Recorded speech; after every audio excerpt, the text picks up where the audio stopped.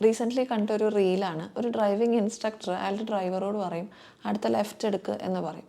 ഇത് കേട്ട ഉടനെ ഡ്രൈവർ ഭയങ്കരമായിട്ട് പാനിക്കായിട്ട് ഇമോഷണലായിട്ട് ഈ ഇൻസ്ട്രക്ടറോട് പറയും, എനിക്ക് അല്ലെങ്കിൽ അറിയായിരുന്നു, നിങ്ങൾ എപ്പോഴും ഇങ്ങനെയാണ്, നിങ്ങൾ മനഃപൂർവ്വം എന്നെ അൺകംഫർട്ടബിൾ ആക്കുകയാണ് എന്നൊക്കെ പറയും.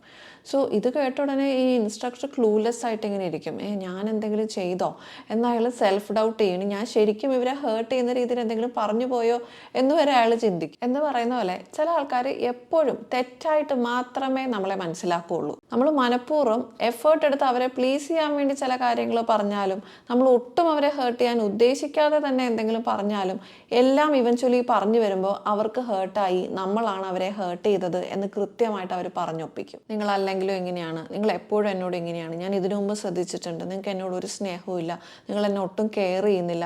അങ്ങനെ ഫ്രീക്വൻ്റ് ആയിട്ട് ഇതുപോലുള്ള കംപ്ലയിൻറ്റ്സ് പറഞ്ഞുകൊണ്ടേയിരിക്കും. ഈ ബിഹേവിയർ കാണിക്കുന്നത് ഹീലാകാത്ത എന്തോ ഒരു ട്രോമയുടെ ഇൻഡിക്കേഷൻ ആയിരിക്കാം. സോ ഇതുപോലുള്ള ആൾക്കാരെ നിങ്ങൾക്ക് പരിചയമുണ്ടെങ്കിൽ ഉറപ്പായിട്ടും അവർക്ക് ഹെൽപ്പ് സജസ്റ്റ് ചെയ്യുക.